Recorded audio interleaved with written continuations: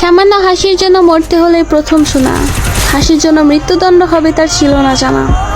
এমন দেশে জন্মেছি ভাই, এখানে প্রকাশ্যে হাসতে মানা। সুহাসিনী নারী তুমি কেড়ে নিলে একটা ছেলের তাজা প্রাণ। তোমার মধ্যে 1% নারীর জন্য আজকে 99% নারী লজ্জিত, কমে গেছে তাদের মান। একটা মায়ের কাছ থেকে কেড়ে নিলে তুমি ছেলেকে বুক করলে খালি। তোমার এই কৃতকর্মের জন্য সারা দেশের মানুষ দিচ্ছে তোমায় গালি।